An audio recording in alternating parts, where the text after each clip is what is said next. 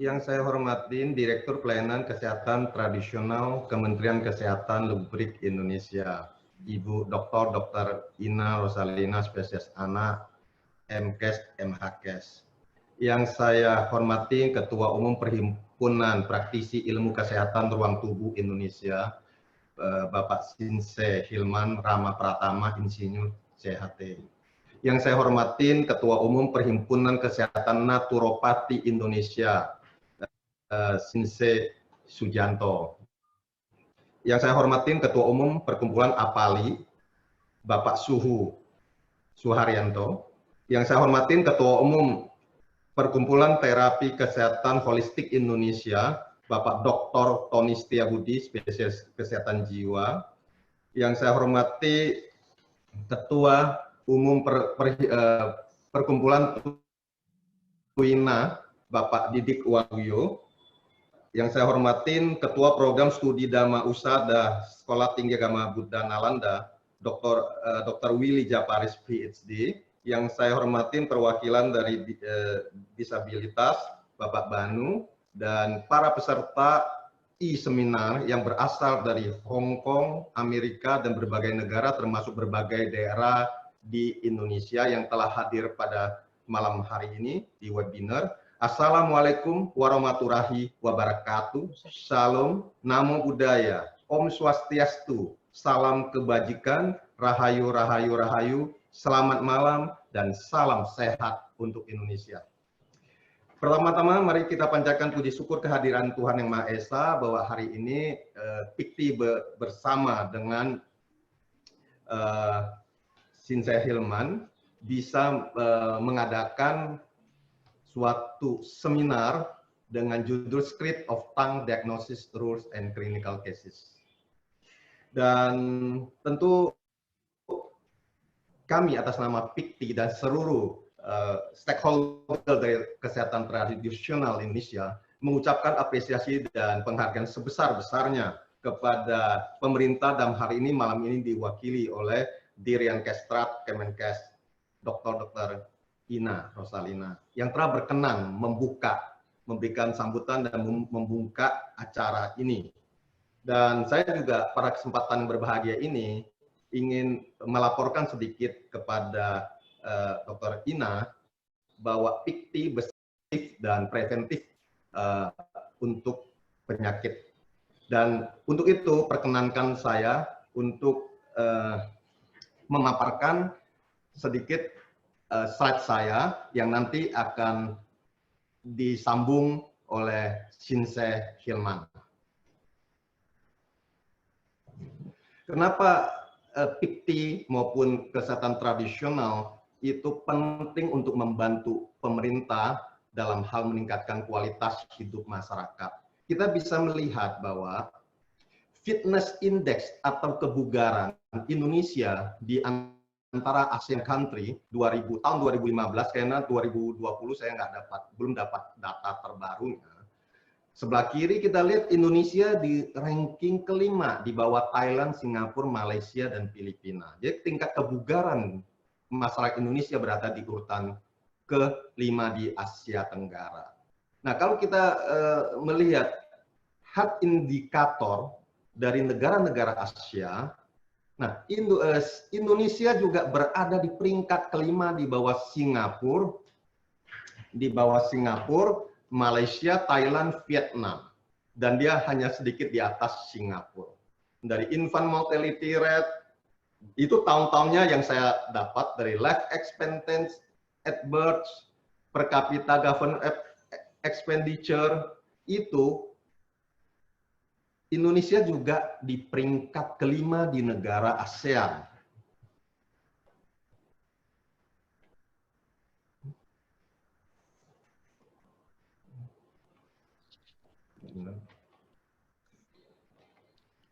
Mohon maaf ini agak trouble gitu.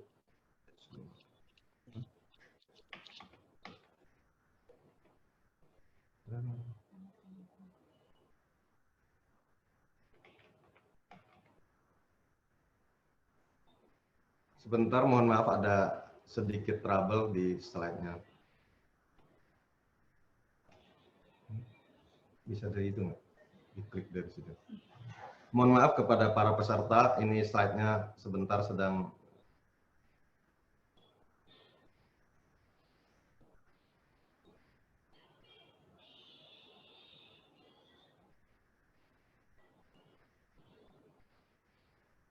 kamu deh.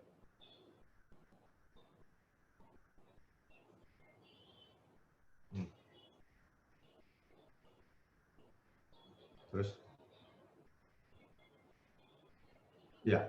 Nah, kemudian kita lihat tingkat kebugaran masyarakat itu rendahnya tingkat kebugaran masyarakat Indonesia ternyata kurang dari 30%. Itu pengukuran dari Spot Development Index oleh Kemenpora. Itu kebugaran masyarakat Indonesia di bawah 30%.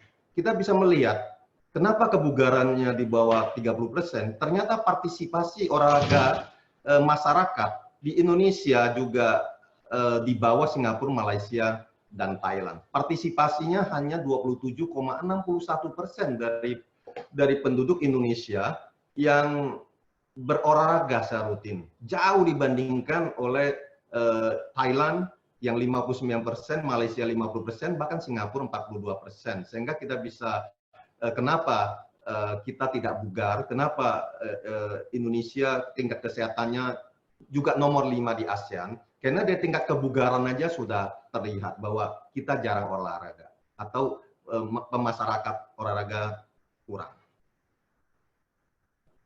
Nah, kemudian kita bicara kesehatan, tentu kita bicara juga fakta tentang kematian di dunia akibat penyakit.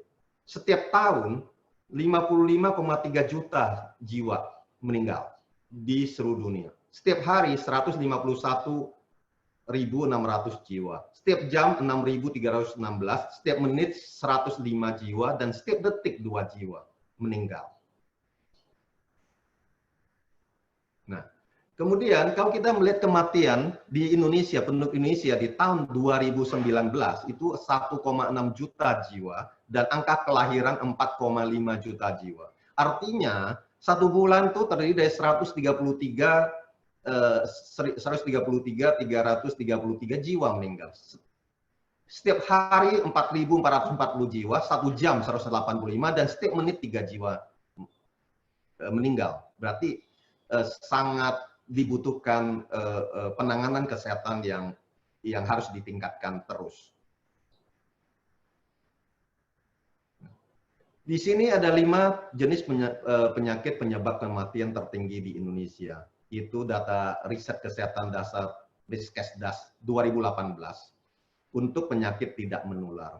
Itu hipertensi di posisi teratas dengan 8 juta kematian per tahun. Ada stroke, ada diabetes mellitus, ada gagal ginjal kronis, ada kanker. Nah, kemudian kita coba melihat target pembangunan Indonesia oleh pemerintah. Bapak Ibu sekalian, kita harus melihat bahwa indeks pembangunan manusia 72,51% ada target pemerintah di tahun 2020 dengan APBN 2020. Nah, indeks pembangunan manusia salah satunya adalah tentang pendidikan kesehatan.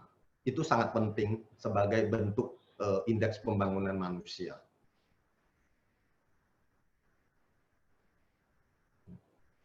Kalau kita bicara anggaran, tingkat kebugaran, dan produktivitas, bagaimana korelasinya?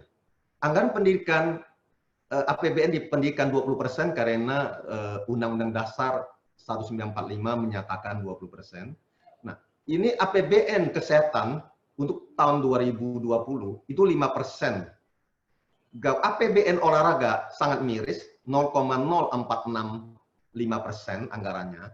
Maka dari 3 hal ini, kesehatan 5%, pendidikan 20%, dan makin ke olahraga makin kecil, itu yang menyebabkan tingkat kebugaran masyarakat itu bisa di bawah 30% seperti hasil riset dari Kemenpora.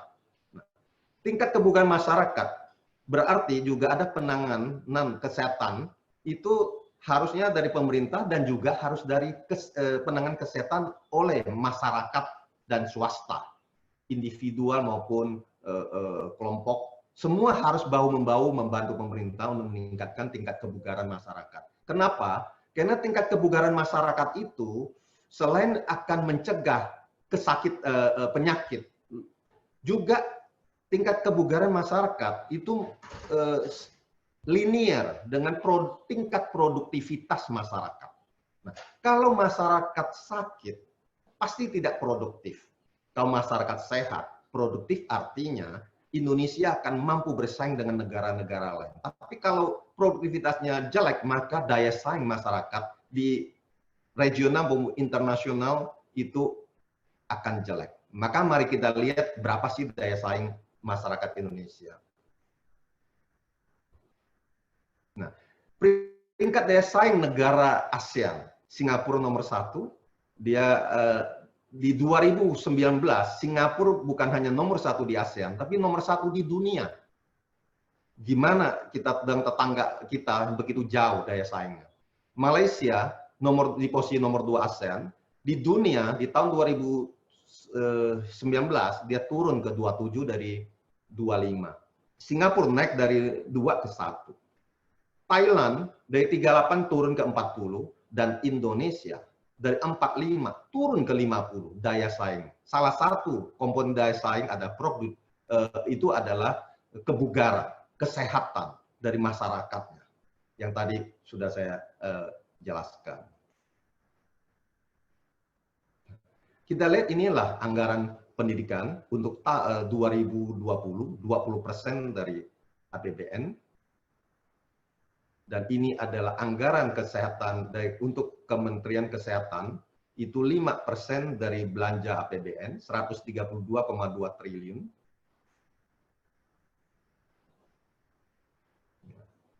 Nah,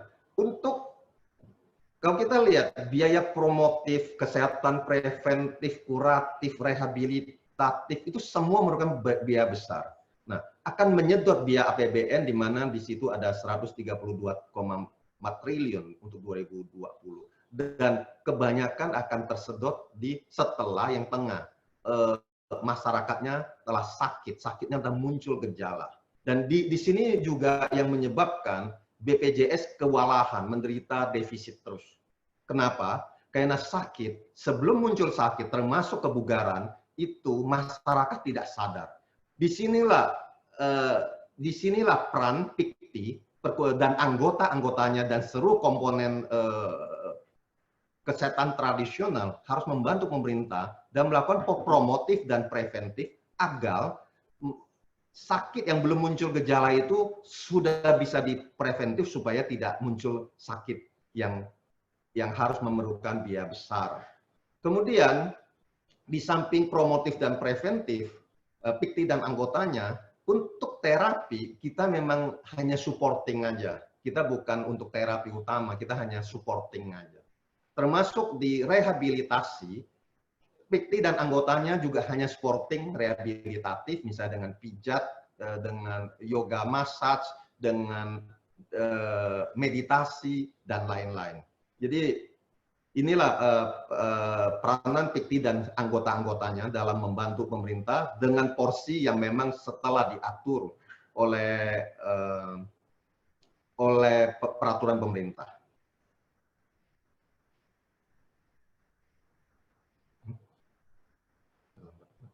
Nah, kalau kita di sini, saya ingin menggambarkan bahwa seperti tadi Dr. Lina sudah mengatakan, di kedokteran barat, bagaimana sih melakukan panduan praktek klinis dan bagaimana nanti dengan kesehatan tradisional. Karena hari ini kita berbicara diagnosis tradisional. Tapi sebelumnya kita melihat bagaimana kedokteran barat melakukan panduan praktek klinisnya. Itu adalah saya mengacu pada peraturan Menteri Kesehatan Republik Indonesia nomor 5 tahun 2014 tentang panduan praktek klinis bagi dokter di fasilitas pelayanan kesehatan primer.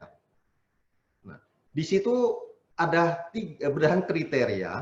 Kriteria pertama adalah penyakit yang prevalensinya cukup tinggi, 2, penyakit dan resiko yang tinggi, dan yang ketiga, penyakit yang membutuhkan pembiayaan.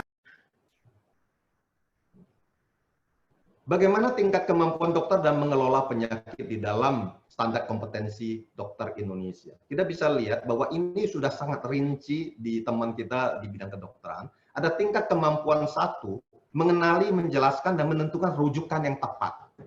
Kemudian tingkat kemampuan 2, mendiagnosis, menentukan rujukan yang tepat. Jadi dirujuk benar-benar sangat akurat. Tingkat kemampuan 3A, mendiagnosis, melakukan penata laksanaan awal, dan menentukan rujukan yang tepat lagi.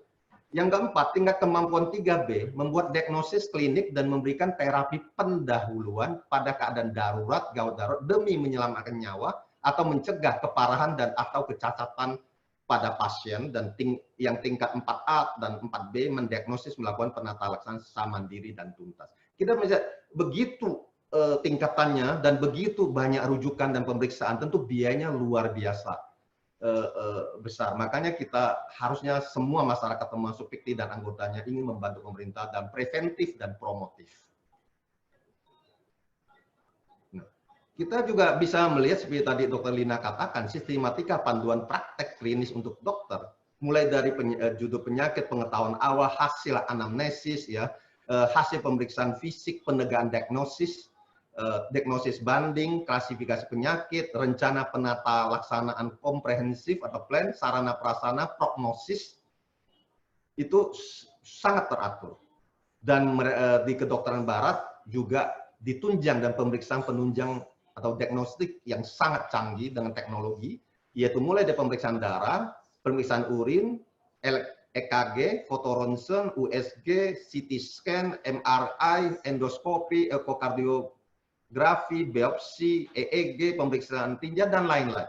Semua dengan teknologi yang sangat bagus dan terukur. Sekarang, dan dalam pengobatan ini, macam-macam ada terapi kausal kalau memang sudah memiliki obatnya. Seperti corona, terapi kausatif belum bisa karena memang belum punya obat seperti yang Dr. Lina katakan, Vaksin juga belum. Nah, sehingga sekarang ada terapi simptomatik atau gejala. Kemudian ada terapi suportif. Nah, itu yang tadi saya katakan, PIKTI kita membantu terapi suportif. Kemudian ada terapi alternatif. Nah, sekarang terapi suportif, banyak obat herbal itu banyak membantu orang-orang kena COVID-19. Walaupun obat-obat herbal tidak mampu membunuh virus karena memang belum ada obatnya, tapi bisa sebagai terapi suportif.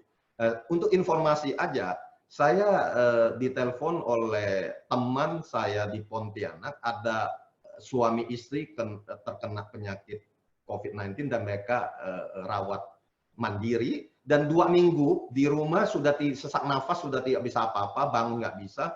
Saya minta obat herbal dari Sinsia Hilman dan kita kirim cepat, dan dalam 3 hari setelah dia minum, semua gejala batuk, reak yang kental semua hilang, dan akhirnya dia sembuh, istrinya sembuh, dan mudah-mudahan hari ini juga ikut nonton di webinar ini. Nah, sekarang kita masuk ke pelayanan kesehatan tradisional diatur oleh Peraturan Pemerintah Republik Indonesia Nomor 103 Tahun 2014 tentang pelayanan kesehatan tradisional. Di situ ada 4, yaitu pelayanan kesehatan tradisional empiris, pelayanan kesehatan tradisional komplementer.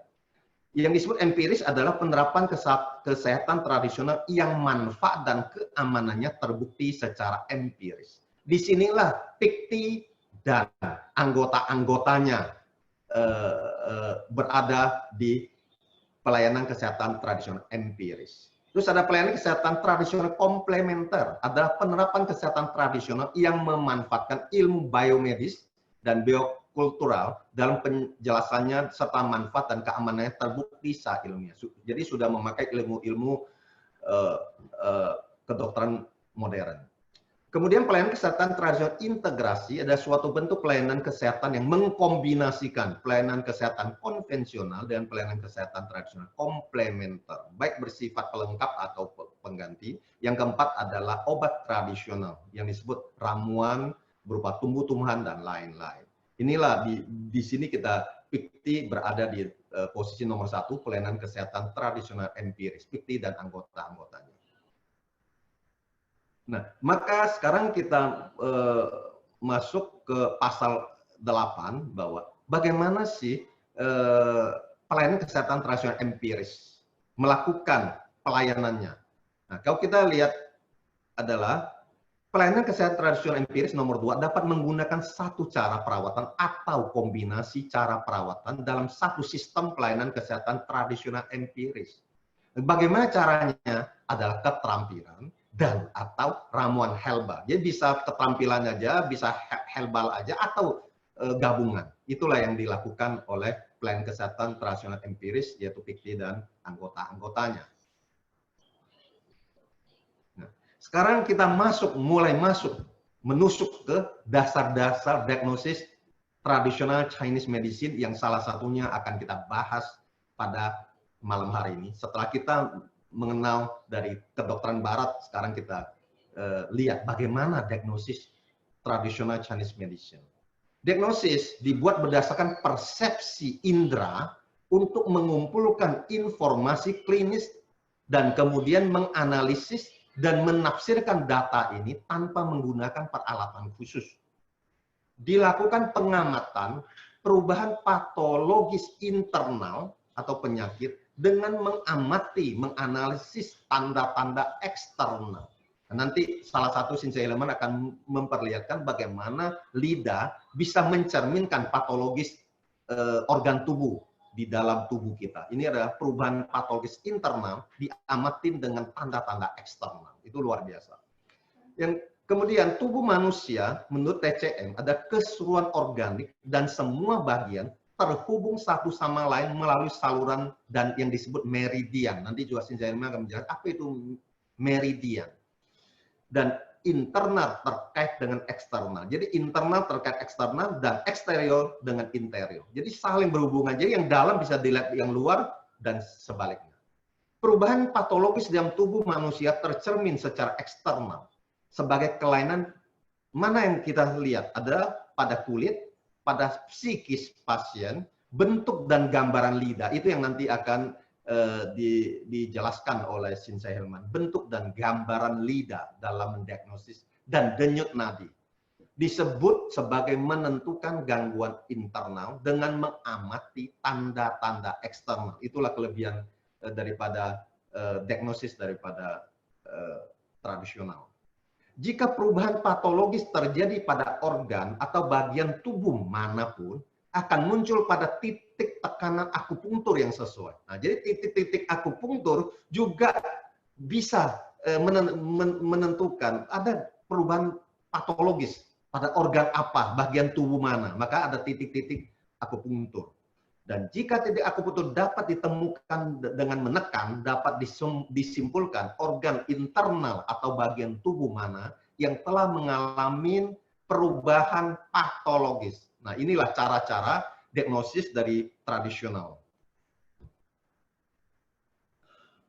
Nah, diagnosis penyakit dengan mengamati tubuh manusia secara keseluruhan ketika melihat tubuh manusia sebagai keseluruhan organik untuk mendiagnosis penyakit atau ketidakseimbangan badan yang disebut yin yang dan lain-lain dengan memperhatikan dua hal. Pertama, perhatian diberikan pada interrelasi dan interaksi antara perubahan patologis lokal dan ketidaksesuaian tubuh. Dari situ bisa diperhatikan. Ini karena perubahan patologis yang bersifat lokal dapat mempengaruhi seluruh tubuh cenderung tercermin di bagian lain. Jadi ada sakit di liver tercermin di lidah. Penyakit pada organ mungkin memiliki manifestasi eksternal. Jadi organ dalam bisa manifestasi di eksternal, bisa diperiksa di bagian luar. Yang kedua, mengamati pasien dalam konteks lingkungannya. Ketika perubahan terjadi dalam cuaca atau lingkungan dan tubuh manusia gagal beradaptasi dengan perubahan ini, perubahan patologis kemungkinan terjadi. Itulah.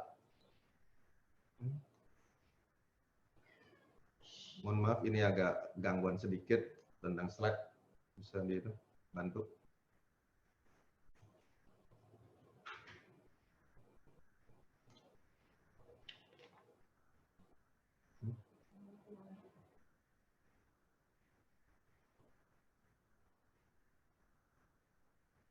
Mohon maaf kepada semuanya. Ini. Slide berikut.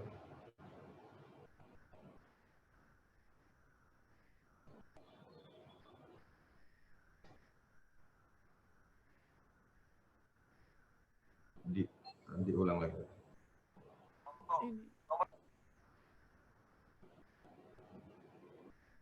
Bisa sambil ini kok ini. Bisa sambil jawabin. Ke slide berikut aja, ke berikut. Bisa sambil jawabin. Kemudian analisis komprehensif data yang diperoleh dengan metode diagnostik.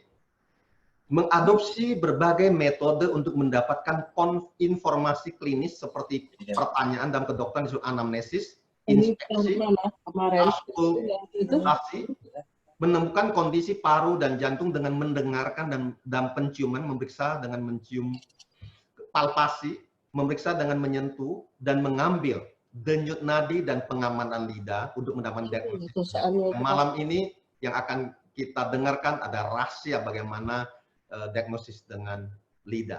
Jadi denyut nadi. Nah, kalau kita lihat sebelah kiri, yang pertama sinsenya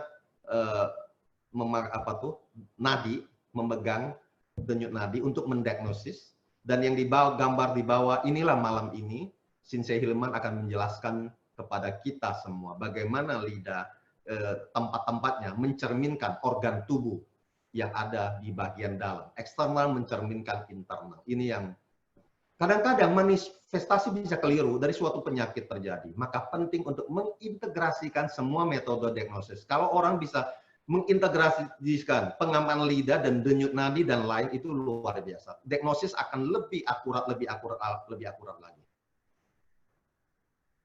Coba next.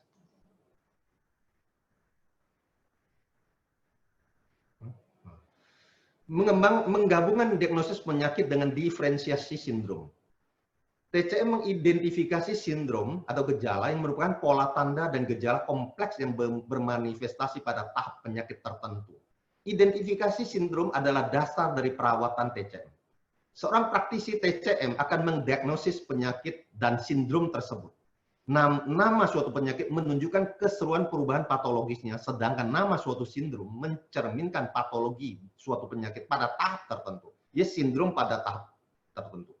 TCM dapat menggunakan kedua pemahaman mereka tentang perjalanan penyakit tertentu, diikuti oleh diferensiasi dan diagnosis sindrom ketika memberikan pengobatan. Next. Nah, demikian paparan saya, dan dengan sangat hormat saya serahkan untuk diagnosis selanjutnya tentang secret of tongue diagnosis, rules and clinical cases. Saya serahkan kepada yang terhormat Sinsei Hilman Rama Pratama Insinyur CHT, Ketua Umum Perhimpunan Praktisi Ilmu Kesehatan Ruang Tubuh Indonesia, yang malam ini akan menjadi narasumber utama dalam memaparkan diagnosis melalui lidah. Sekian, terima kasih. Wassalamualaikum warahmatullahi wabarakatuh. Om Santi Santi, Om Sabesata Bawantu Sukitata. Semoga semua makhluk hidup berbahagia. Salam, salam kebajikan, salam sehat buat kita semua. Selamat malam, terima kasih.